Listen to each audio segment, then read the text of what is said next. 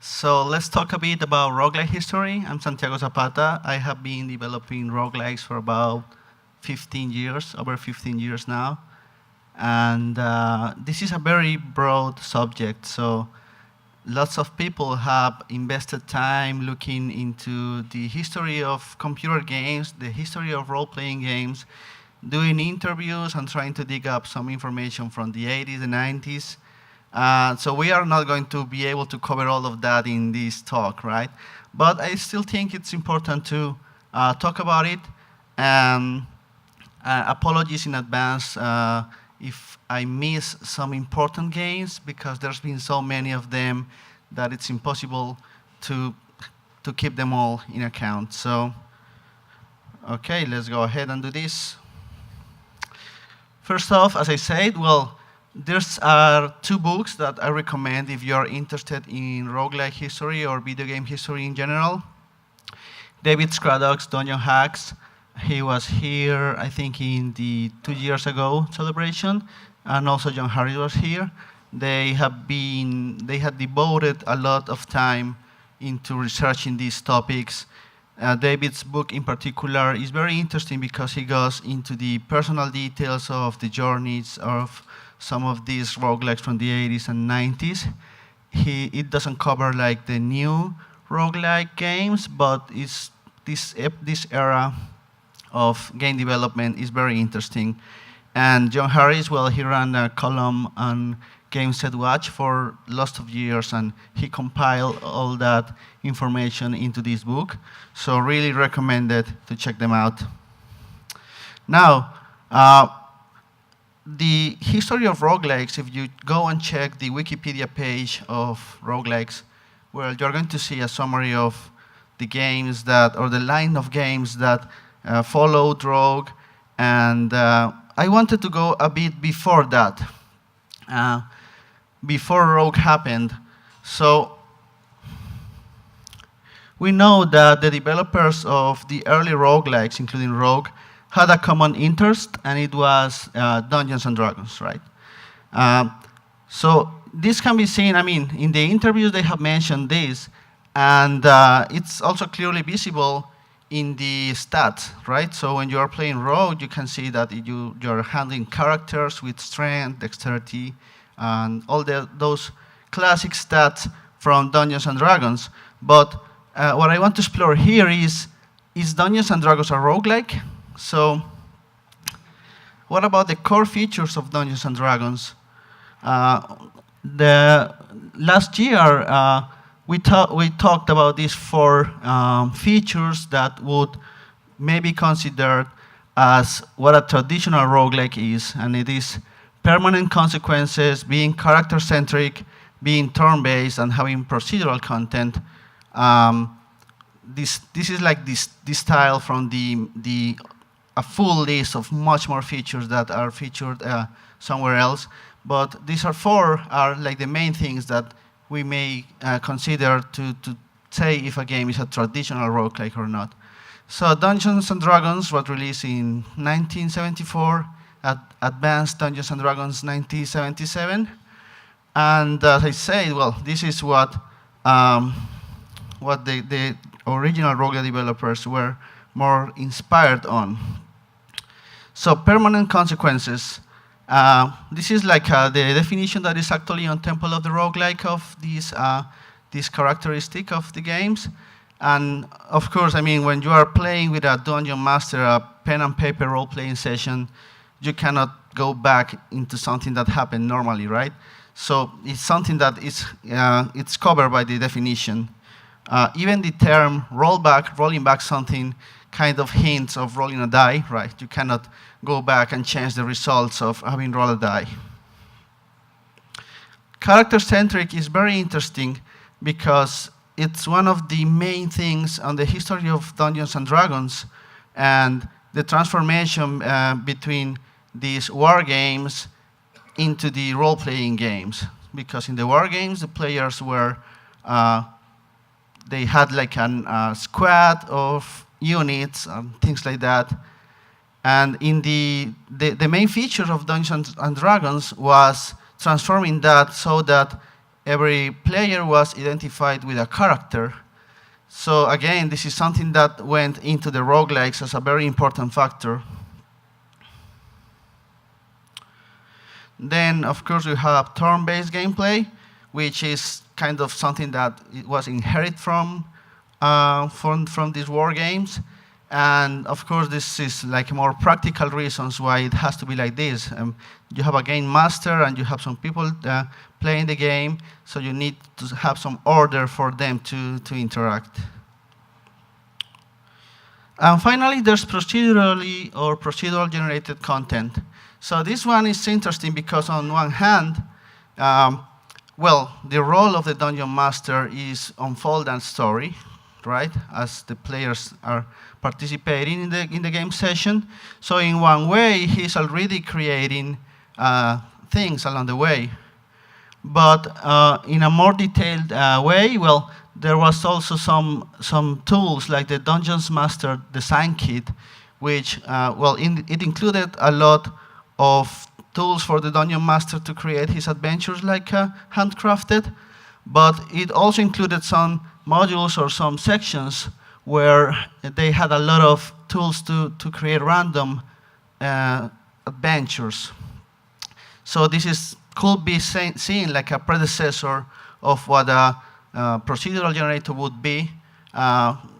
This one including more stuff than just the terrain or the map, but also the setting, the NPCs, and everything that was going in there. So as we can see here, we give for granted today that all these 4 aspects are part of the roguelikes, but they are like very core things that really inspired the early developers of roguelikes to create versions of it that allowed different advantages.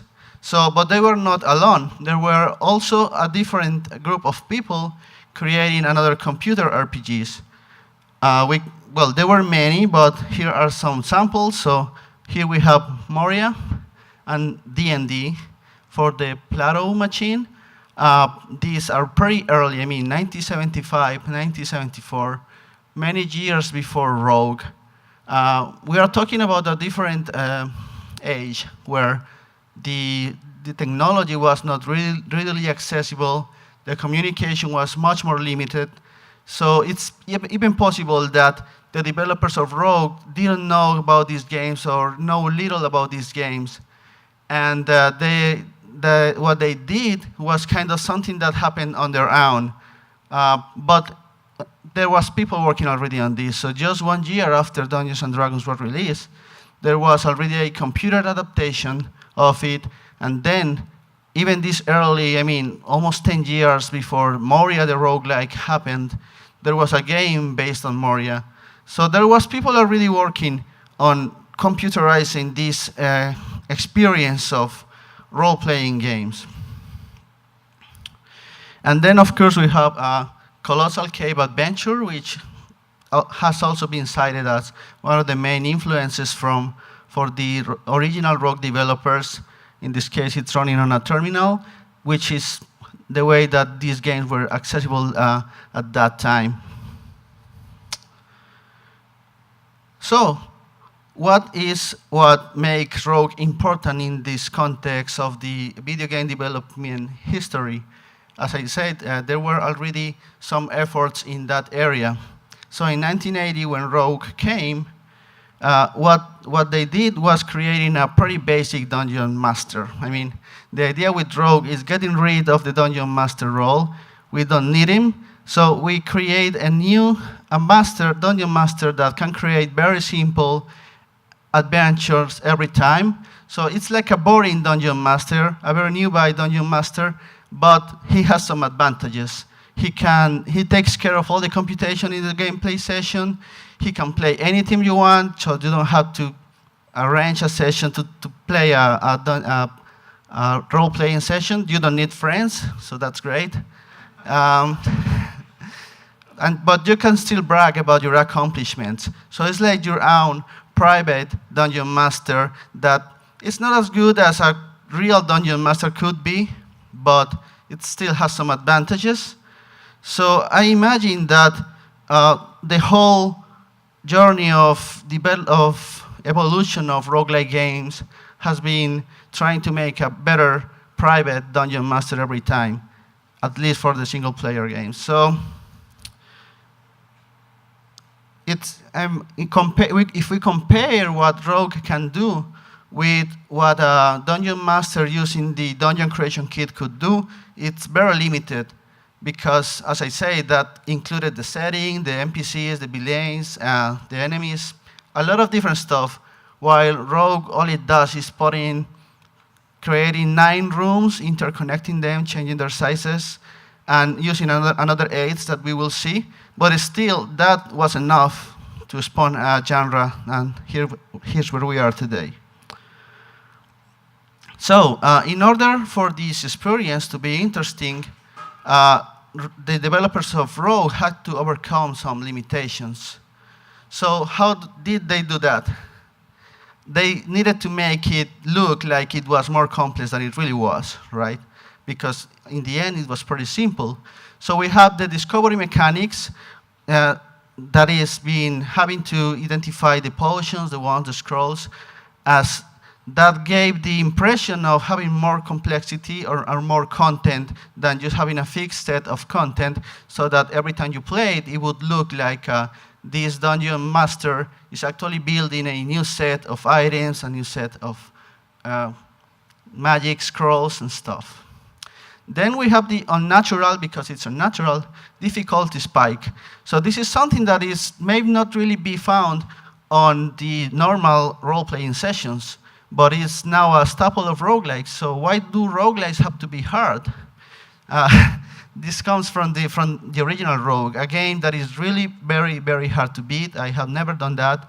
I have been close, but it's extremely hard. There's people playing for years and years, and they just don't manage to do it. So some years ago, in Rogue Temple, there was a thread in the forums about someone trying to beat Rogue, and he's been on it for years, 4 years, 5 years, and still hasn't managed to, and it still keeps on it. So this difficulty spike, again, is a way to make the journey that the dungeon master is creating more interesting. Then there's the food timer as an additional measure to keep the pressure on the player to go ahead and continue on the journey. And finally, there's the reliance on imagination. You can see Thomas holding a red dragon in his hands, and then the dragon attacks him. Again, this is something that was similar to what the role-playing games did. Well, they had the monster manuals with illustrations of the monsters, but when you were on a gameplay session, everything happened on the players' heads, right? So this is something that was translated to the roguelikes, I think, using the terminal displays. That's what they had at their time as a vehicle for a representation that relied on the imagination of the players, which was a happy accident. If you ask the developers of Rogue, they say that if they could have made graphics, they would have done graphics. But if you see the presentation that Josh just did, 95% of the games that he displayed were character-based displays. And as he said, it's a lot of variety that you can do. And you're still, every game can be unique using the same set of attributes because it has a different context. So it's the task of the developer to actually create that context. So let's talk about character-based display. And this may be Rogue's most important legacy, or the second most important legacy. We know that the procedural generation is maybe the first one, and it's what most games are currently taking advantage of. But we're dismissing this character-based display when we talk about what is a roguelike, because it seems to be like a superficial thing, like something that is not embedded into the gameplay. But we know that it has very big advantages. And by the way, the picture in the slide is from a concept that someone once did for ADOM, maybe 25 years ago or something like that. I think, I don't know, a long time ago, or 15, not sure. The character-based displays has great advantages when you are developing a game. It's very easy to create content. It's when you are doing procedural content generation. I mean, even if you're doing manual content generation, if you want to create a new monster, well, you just decide what character to use, what color to use, and then write the description, and then go and define the data for that monster. That you don't have to draw a sprite, you don't have to create a 3D model, and more importantly, all the interactions that these new entities doing into the world, you don't have to animate them. So you just have to describe them, and that allows the game content and the interaction that are possible between the entities to be very complex, which if you try to do that with graphics, well, if you try to go all the way, it's very expensive to have all that, and if you don't go all the way and you just replace the characters with static sprites, then it's like halfway, and the players just won't feel that it's good. I mean, it's not enough. So either you go all the way or you stay on this safe side. So, and the other thing that with the character-based display is that, well, I already discussed manual content generation, but for procedural content generation, when you have the game creating its own type of monsters or its own items or so, it's much easier to have a representation, a visual representation of this. So, and finally, each player has his own unique experience. Everyone that has played a rogue and has seen a minotaur has a different image on his head as to how it looks. So it's a very personal experience. But players want to see graphics, and if you want to modern players to play your game, most of the time you will have to feature graphics. So that's one big disadvantage. All right. Time is running up, so I will go very quickly through the different ages that I see on the roguelike development. So first we have the 80s, and this is where, well, Rogue was created in 1980. Then the first roguelikes appeared. And I say roguelikes because they were just people trying to make Rogue, because Rogue was closed source. The source was not available, and people wanted to play Rogue, so they had to port it to different kinds of machines, and they had to just reverse engineer Rogue, and sometimes in some occasions it was just that someone was on a trip to a university and got a brief glimpse of Rogue, and it was great, and then he had to go back to his university, to his town, and just basing on what he had managed to see in that brief occasion, he replicated that somewhere else, and that's how the first games were made. Because, well, as I said, communication was not the same. You were not able to just share the game with others, send it via internet or something that didn't exist yet, or at least was not really available. So that's how it kind of started growing. But then these ports start doing more than what Rogue did. So instead of just replicating the features of Rogue, they added more stuff, and every time more stuff. And in this era, we have some developers that were really exceptional, because they were not such keen at such things, as the roguelike dev Reddit or something like that. I mean, they were making stuff from the ground, and they were crazy people, basically. For example, the developer of Moria, he worked about 12, 16 hours a day on that game just to make it on his own. I mean, he was not expecting to sell it or live from it, but they keep expanding what a roguelike was. Oh, and here we see a computer from a university. That's how roguelikes first worked. They were installed into computers like this small computer, which was in a basement somewhere, and the students just connected to it via terminal and were able to play. But it was not something that you would have at home unless you dialed into that computer from home. But that was not that common. All right, so on the 80s, we have some first iterations on the roguelikes, and this is completely summarized. I mean, even unfairly summarized, I will say. But just to give you an idea of this, so we have Hack and Moria. Some of the Hack is probably the first roguelike because it expanded upon what Rogue did. And I think this is what they specialized on. So Moria, Hack, first tried to do it with world interaction. So trying to make the world feel more interactive, again, making it feel like this was a dungeon master, because when you're playing a role-playing session, well, you ask the dungeon master, I drink this, what happened? Or I lift this lever, and the dungeon master tells you the result. So Hack tried to improve Rogue into that. Then we have Moria, which added a couple things. First off, more content. So Rogue only had like the letters of the alphabet, number of monsters. Moria added more, added races. For example, a character now represented a whole race, not just a single type of monster. Added a setting, well, of course, from Lord of the Rings, but that was already more than what Rogue had. And there are a couple interesting things in Moria. So as I said, the developer was very passionate about it.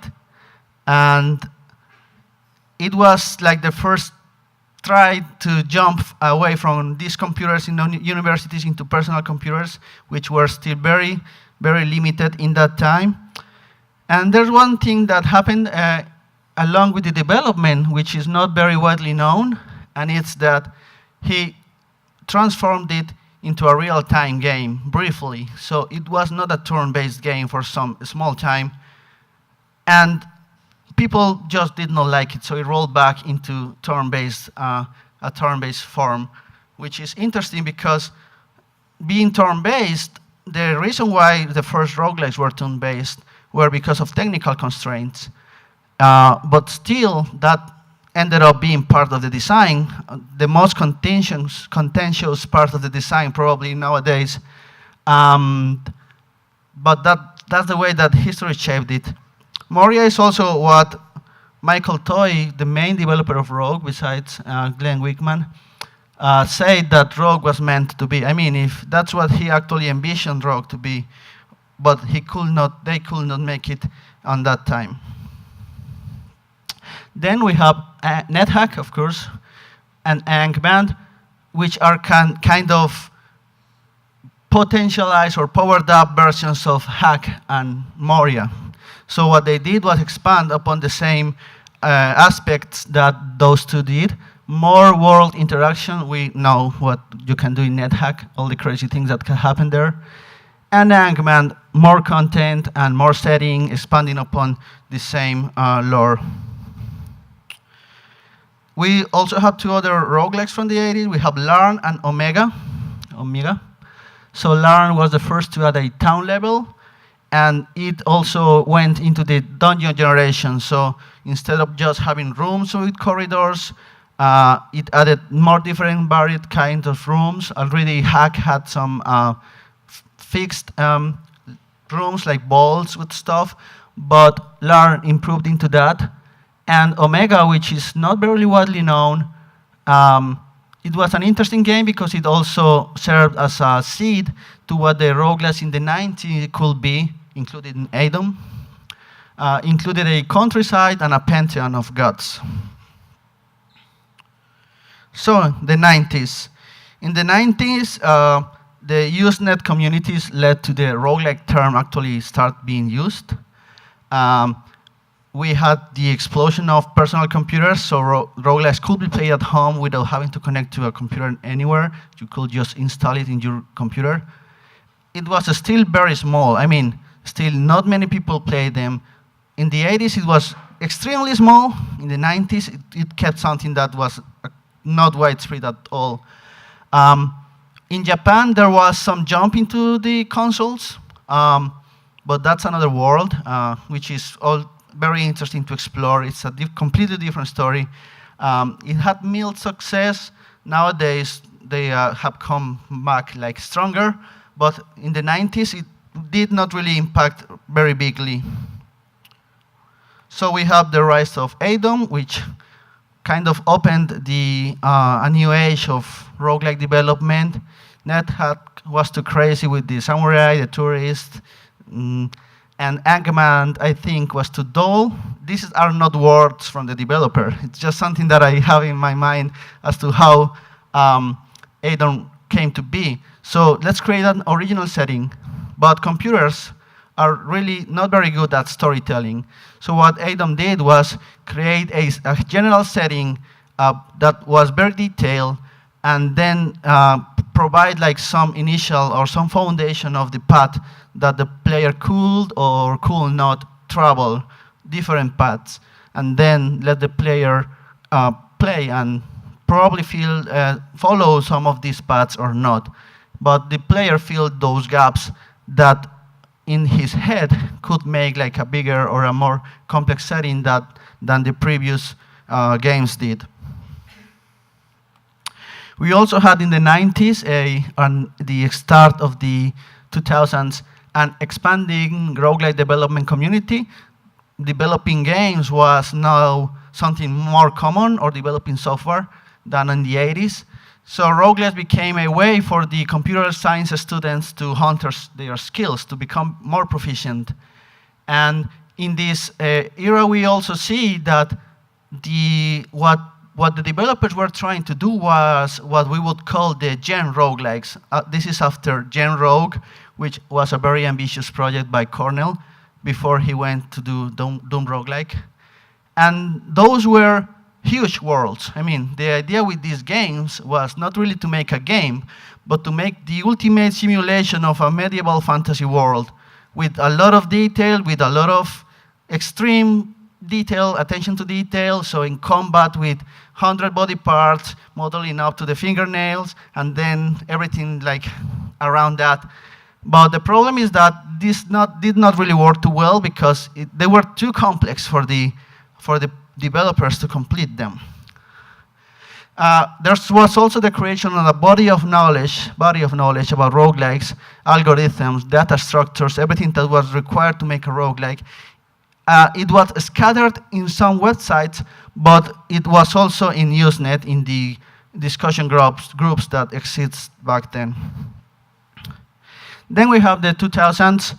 Usenet slowly dies. It was kept alive by Google groups, but in the end, it just died.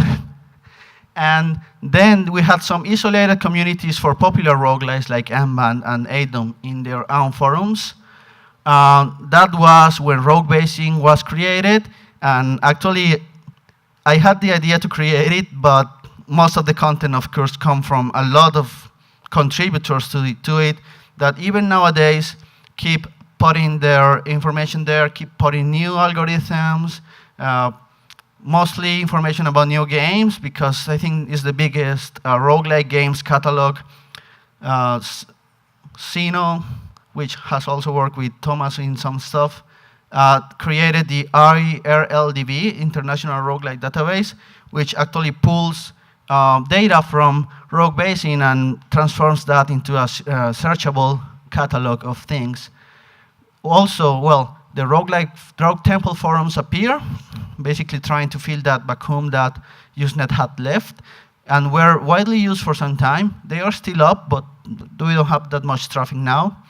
And then a change on the mindset from trying to make those huge simulations into trying to make fun games, smaller games. So we had the coffee break roguelikes happen, and the 7-day roguelikes, which changed a bit the mindset of the community to try to make something smaller and something more focused.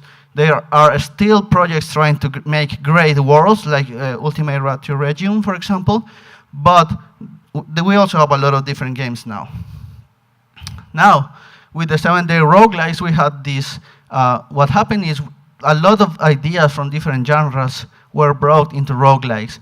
And as Josh mentioned, a lot of games were created too. So in the 80s, we had less than 20 roguelikes. But with the 7-day roguelike 7-day roguelike, we had hundreds every year. So this ended up creating a lot of exposure for the genre into other game development circles, and eventually the reverse effect happened. So elements from the roguelikes infected a different genres, permeated different genres and the mainstream games. So what's the future of traditional roguelikes?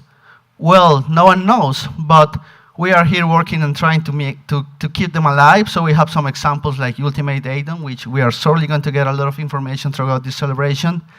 We have Jupiter Hell, which was the beta, which was released yesterday. Cornell's working hard on it. And a lot of other games. Well, there's Case of Code here. As I said, I feel it's unfair that I'm not mentioning games like Crawl, including Stone Soup, Tales of Middle-earth that later became Tales of Mash Agile, and those like from the 90s. And then we have Cogmine, of course, a lot of different games that are being developed today. So I think there's a future in traditional roguelikes as defined 1 year ago with this turn-based thing or feature. So that's what I wanted to share. As I said, it's very hard to compress, I don't know how many years of history, 30, 40 years of history in such a small time frame. But I hope that I managed to pique your interest on this and get those books and read them because they are great. Thank you.